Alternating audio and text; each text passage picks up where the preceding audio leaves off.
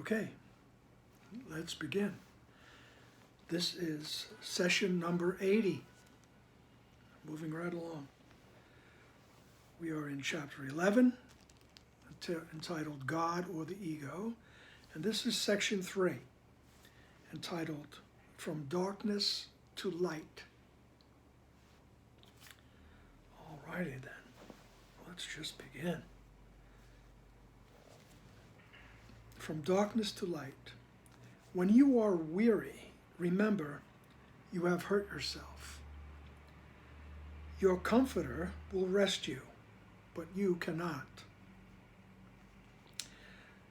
You do not know how, for if you did, you could never have grown weary. Unless you hurt yourself, you could never suffer in any way, for that is not what God wills for his Son. Pain is not of him, for he knows no attack, and his peace surrounds you silently. God is very quiet, for there is no conflict in him.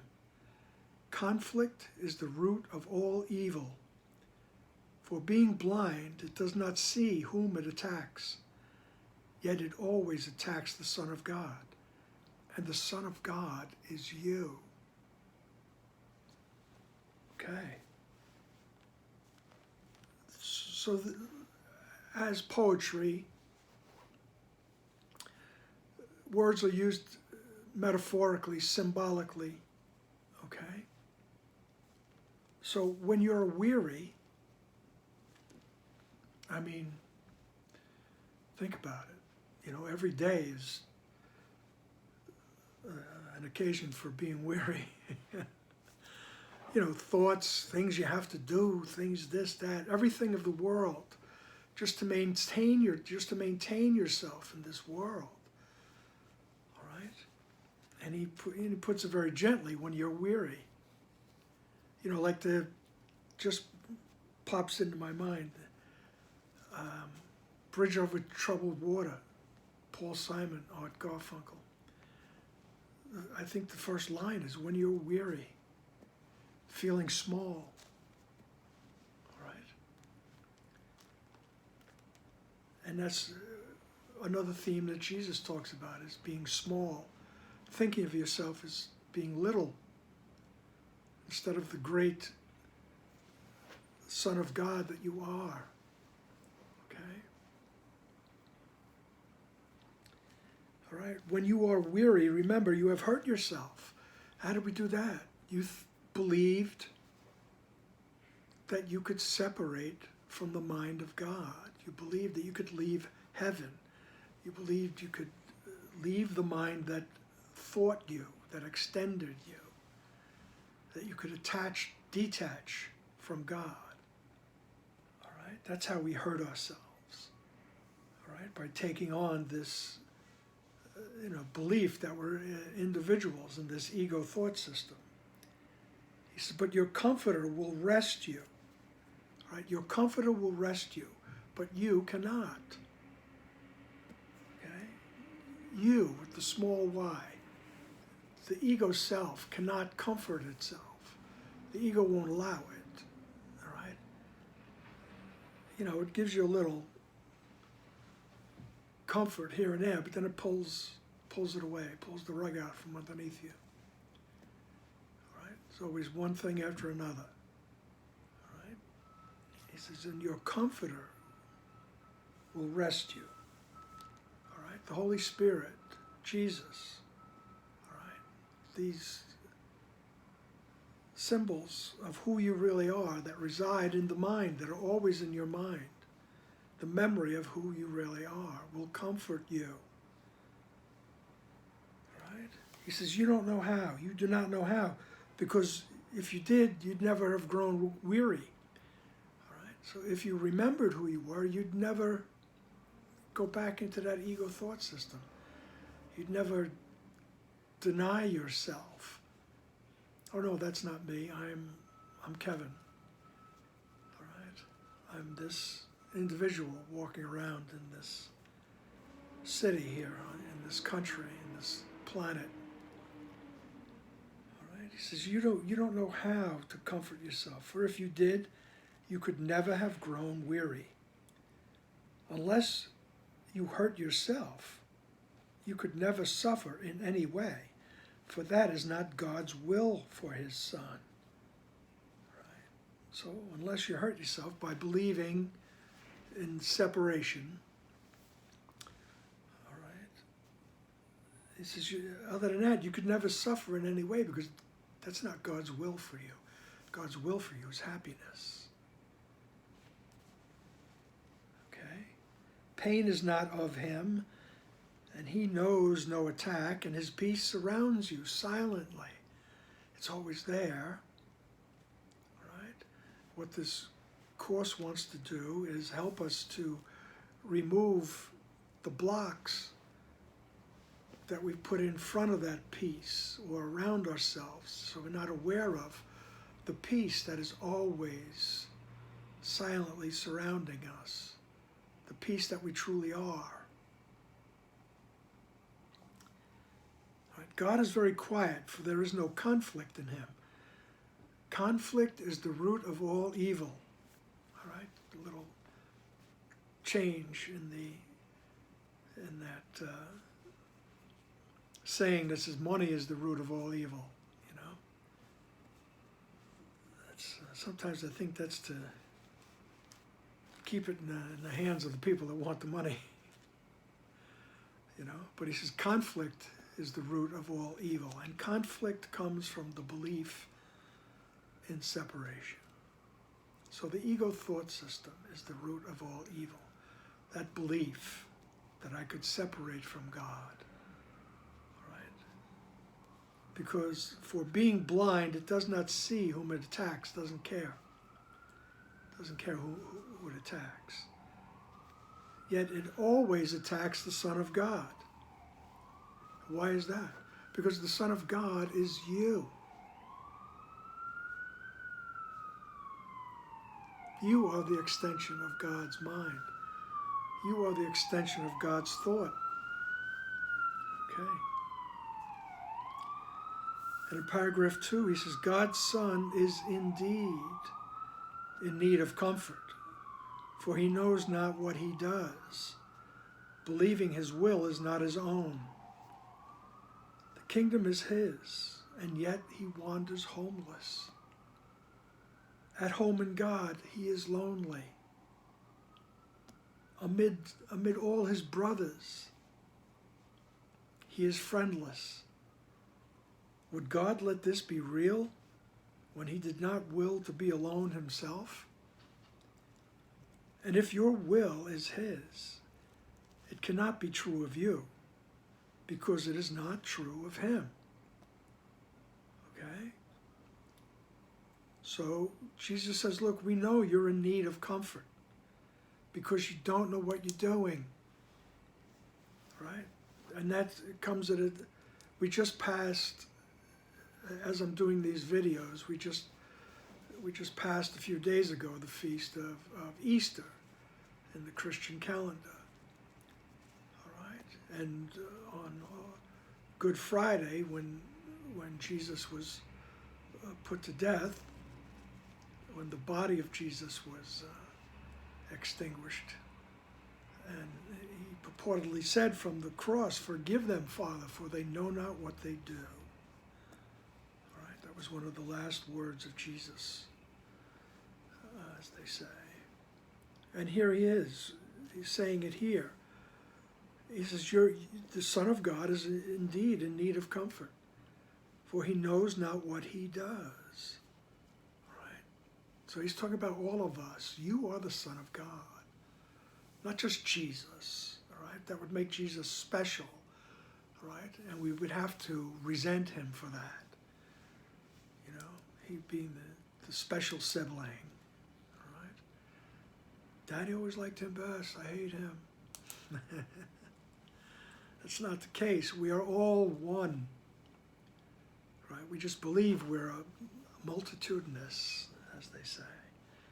All right? And we don't know what we're doing. All right? We're wandering around here, uncertain, lonely, and in constant fear.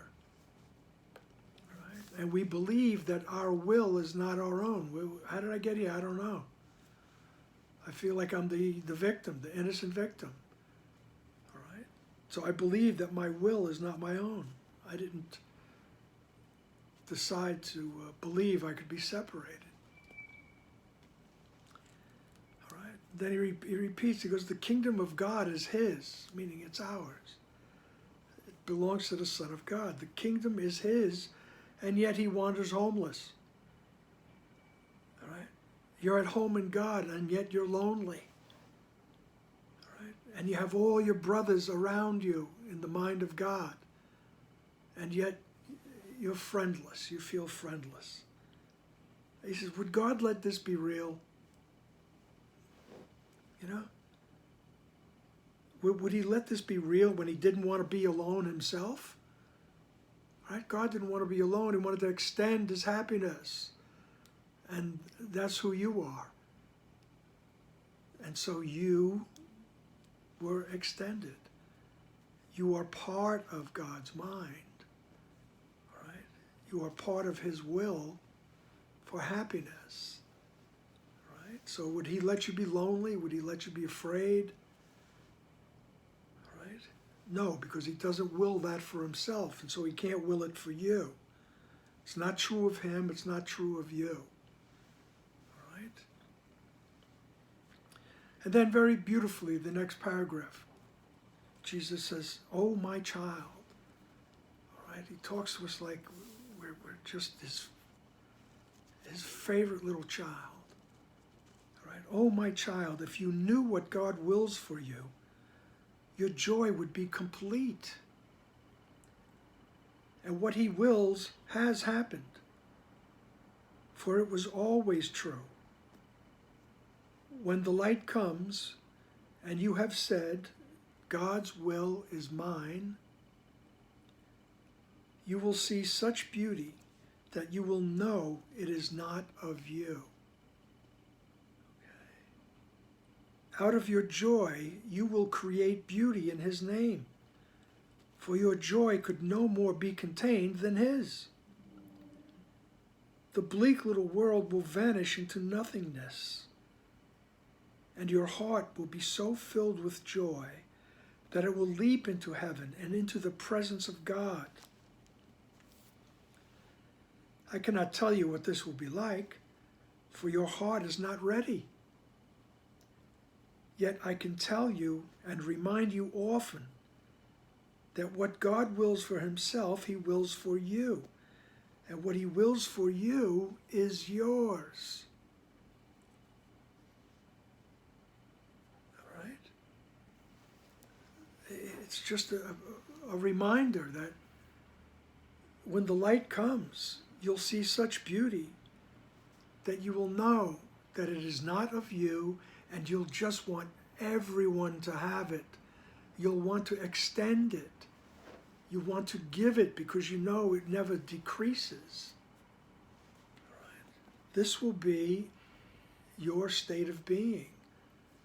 All right? In this state of constant joy that wants to extend.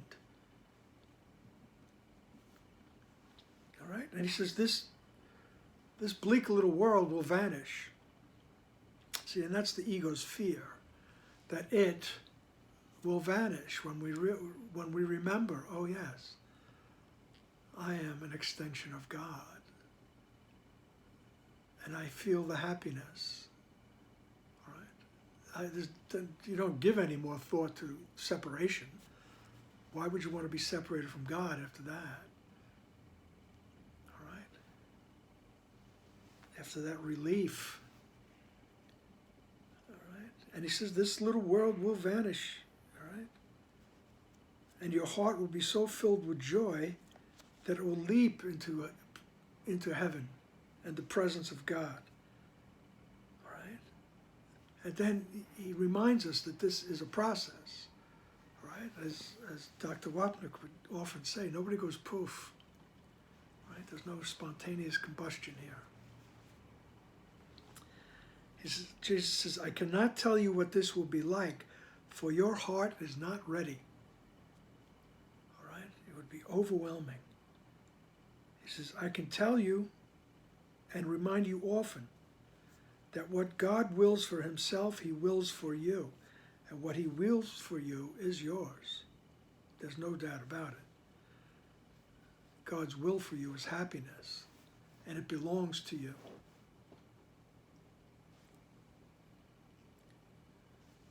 All right. And the reason he says your heart is not ready is because we're really too terrified. All right. You know, if somebody said, hey Kev, get ready, because in the next minute and a half, you're going to become abstract. All right? You'll have no form. Okay? And I say, whoa, wait a second. You know? Let me get a sandwich or something. Let me say goodbye to the people I love. What about my family? What about my wife? What about all those brothers and sisters? Right? You'd start holding on to things, as the Buddhists would say, grasping. All right? You'd be grasping. So it's a gradual process, okay? It is, we must proceed methodically. All right? And that's just our nature. The ego is too afraid. The ego thought system is too afraid of disappearing, so it'll throw up all different proofs that you are here, you are in form, you're solid, you're a body. All right? So we have to proceed methodically. It's a process. And as he says in paragraph 4 on page 199, the way is not hard, but it is very different. Yours is the way of pain, of which God knows nothing. That way is hard indeed, and very lonely. Fear and grief are your guests, and they go with you and abide with you on the way. But the dark journey is not the way of God's Son. We're talking about from darkness to light now. He says, that's the dark journey. All the pain and suffering and loneliness and fear and grief. Oh my goodness. He says, but the dark journey is not the way of God's Son.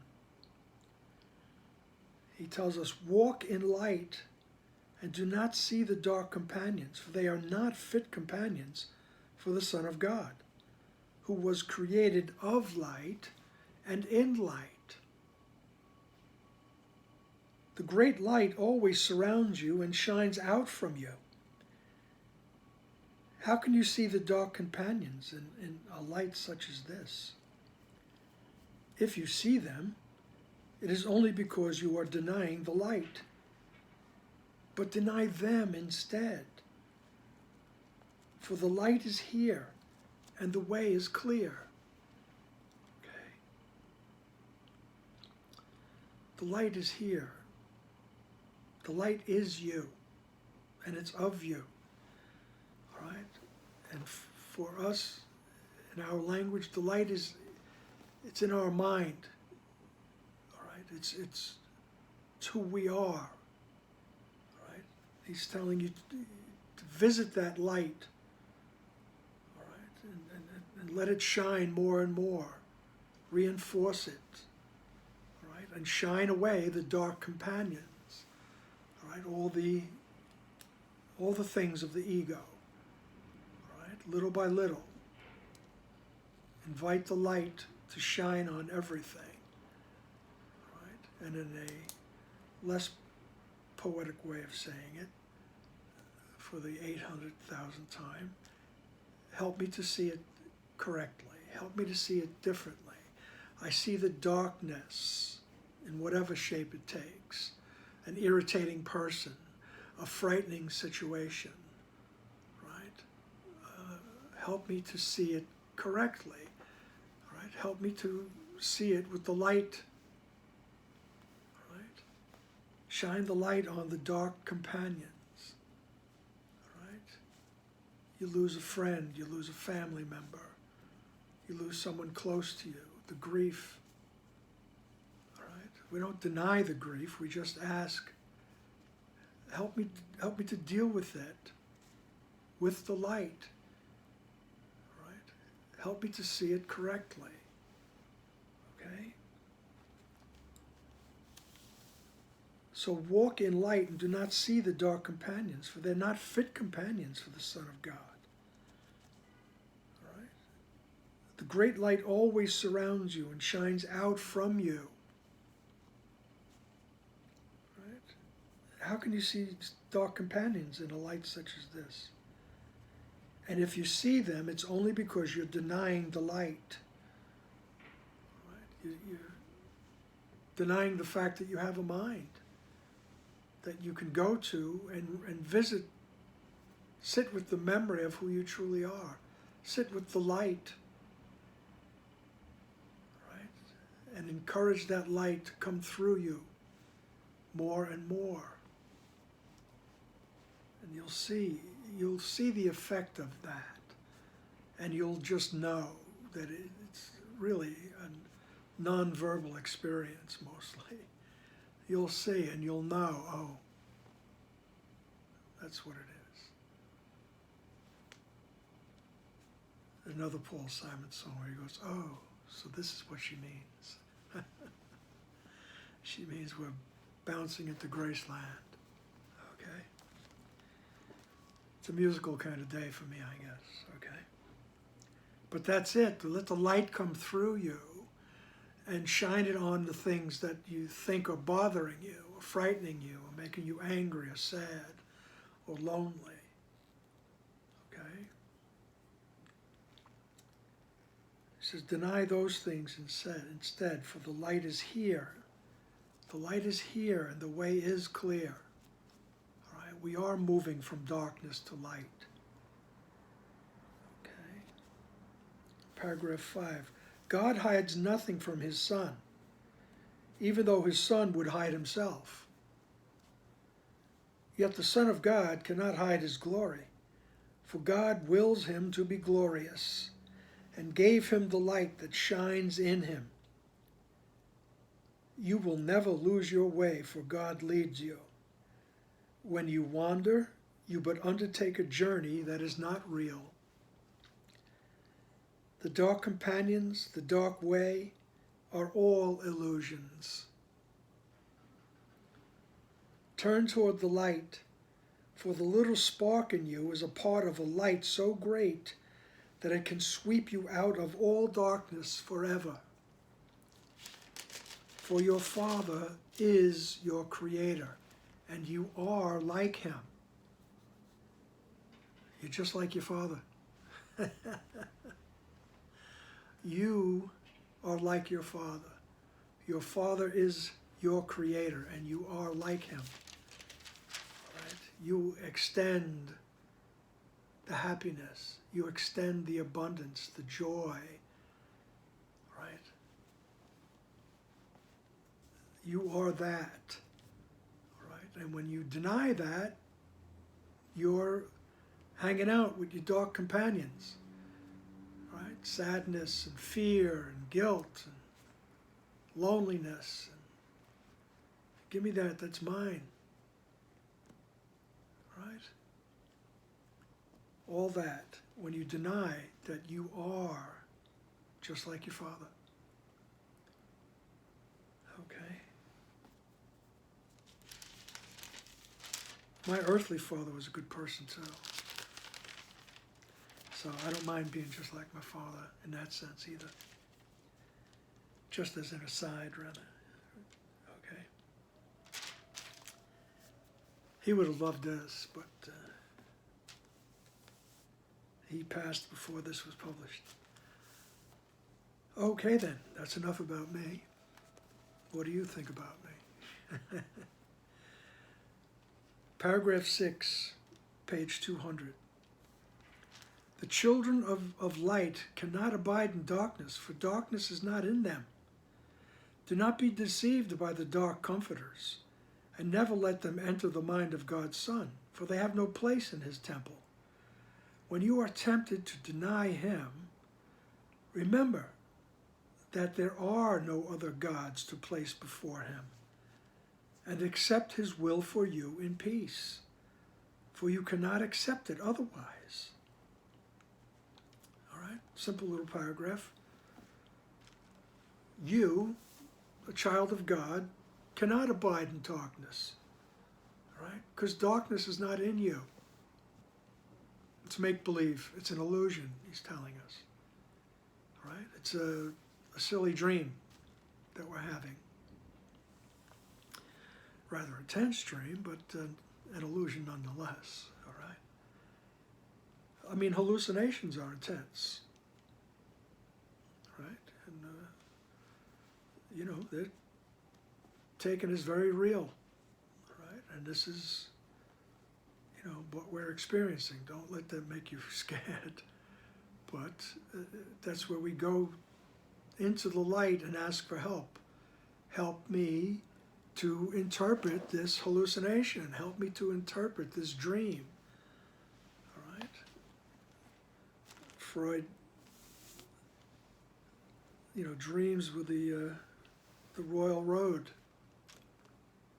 all right, to the interpretation of the unconscious, all right? And Jesus takes that a step further and says, this is all a dream. So let's use it to get back to who we are. Right? Let's use it to get back to the light. You are the light. Right? And the children of light cannot abide in darkness, because darkness is not in them. Right? When you're tempted to deny the Son of God, when you're tempted to deny who you really are, right? Remember that there are no other gods to place before him. Right? I am the Lord thy God. There shall not be any gods before me. You know, and probably wrecking that one, but that's the idea. But Jesus says there aren't any gods to place before the real God. It's just God and his thought, which is you. All right? So his will for you is peace, all right? Happiness. You can accept his will for you in peace. All right? This course leads us to peace, peace of mind, so we can recognize God's will for us. Paragraph 7. Only God's comforter can comfort you. In the quiet of his temple, he waits to give you the peace that is yours. Give his peace that you may enter the temple and find it waiting for you. But be holy in the presence of God, or you will not know that you are there. For what is unlike God cannot enter his mind, for it was not his thought, and therefore does not belong to him. Your mind must be as pure as his, if you would know what belongs to you. Guard carefully his temple, for he himself dwells there and abides in peace. You cannot enter God's presence with the dark companions beside you, but you also cannot enter alone. All your brothers must enter with you, for until you have accepted them, you cannot enter. For you cannot understand wholeness unless you are whole. No part of the Son of God can be excluded if he would know the wholeness of his Father.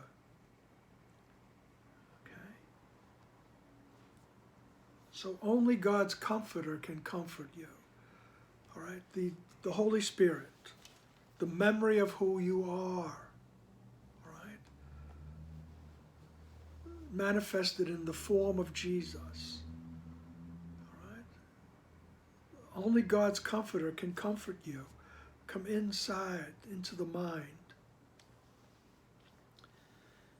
in the quiet of his temple, which is your mind. Right? He waits to give you the peace that is yours. Give his peace, that you may enter the temple and find it waiting for you. All right? Help me to see correctly. Help me to give the peace. Same thing, different words, same thing. I'm willing that that person be peaceful. I'm willing to see him or her peaceful. I'm willing to see correctly. I'm willing to have my interpretation corrected. Okay? Because my interpretation is not peaceful. All right? If I'm interpreting with the ego thought system. All right? So he says, you enter the temple. All right? Come to the mind and get the peace that is there. All right? And you can give the peace. Allow it to be for everyone, and it will be there waiting for you. Right? All right? And then he says, what is unlike God cannot enter his mind. All right? So in order to be in the presence, all right, we need to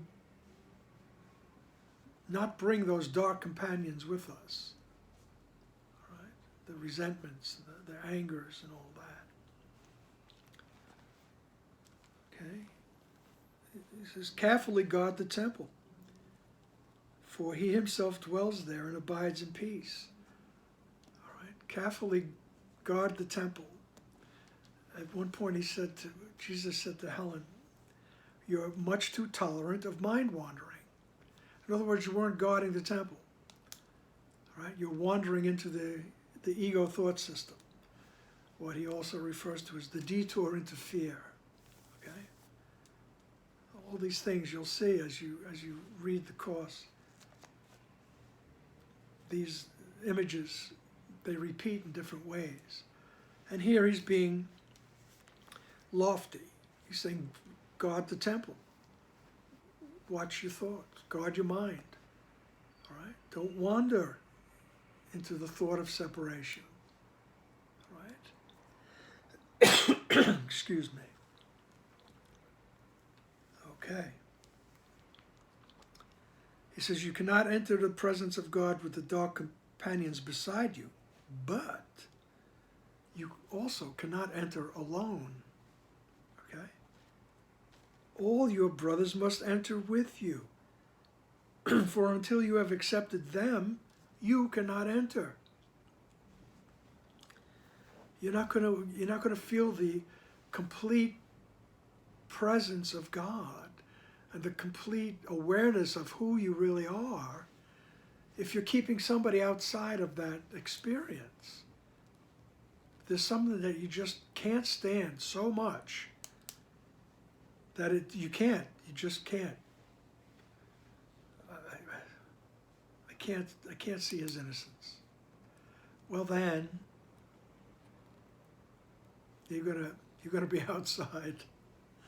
You're gonna be outside the kingdom for, outside the mind of God for a while, so to speak. All right? You're not going to be feeling it. You're not going to be aware of it because you're not allowing another person to become aware of it. All right?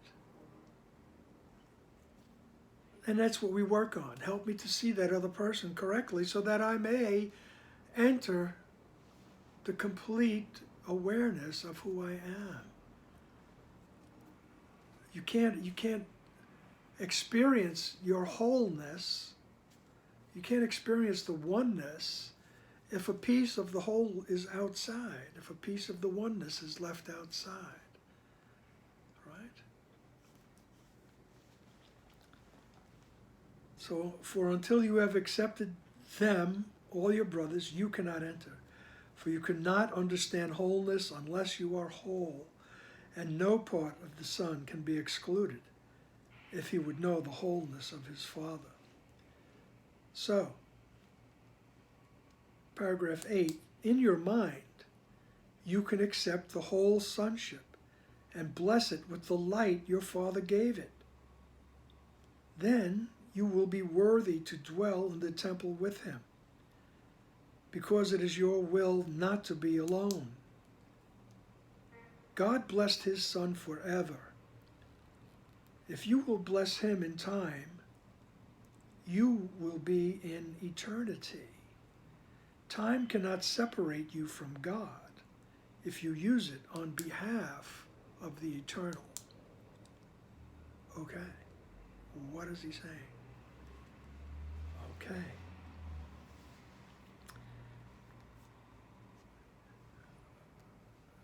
All right, God blessed his Son forever. All right, that's the one Son, the wholeness, even though we see fragments, we see individuals.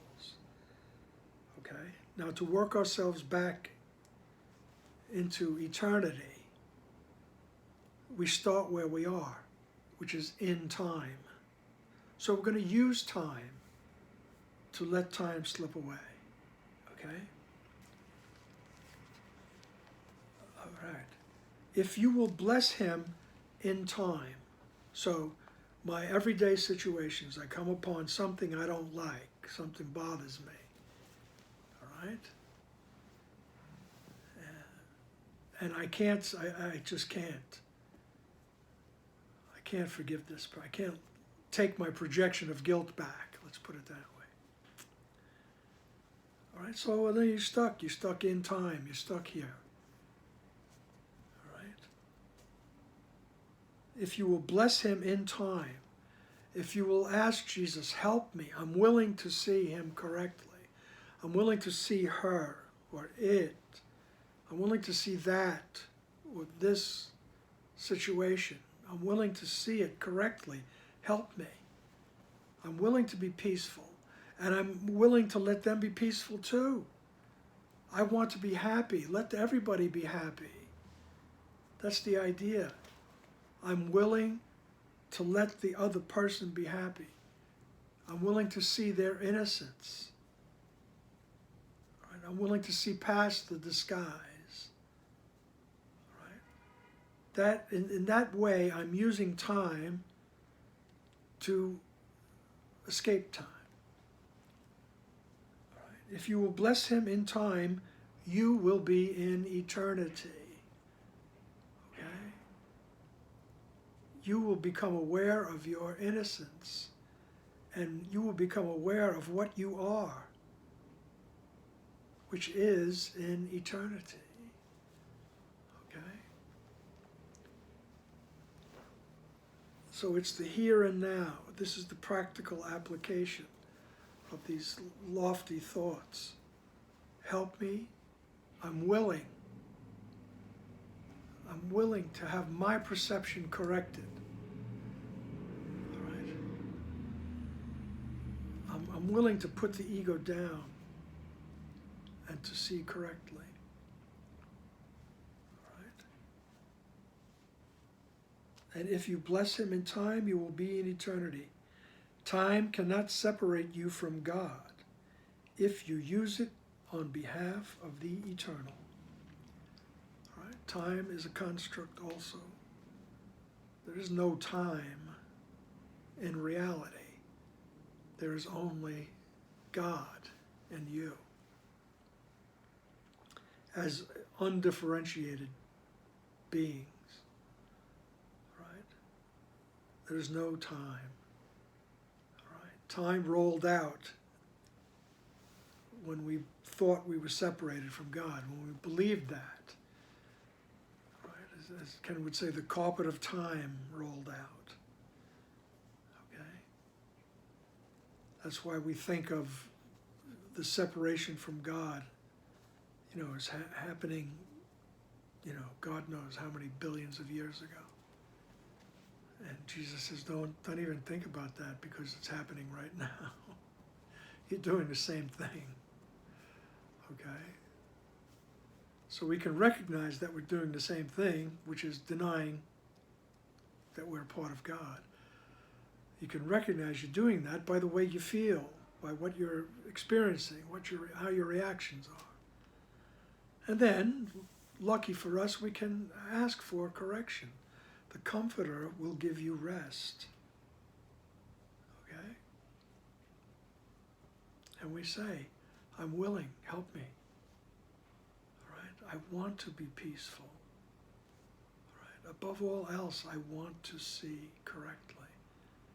I want to use this moment in time to touch the eternal. Okay? And from that way, and that's the way we go from darkness to light. We go from the ego to the awareness of who we truly are. Okay. And since we still think we're in time, I'll see you in the future. I will see you in the next session. All right? So, live in the light. Invite the light. All right? It's a suggestion, not a command. All right then. See you later.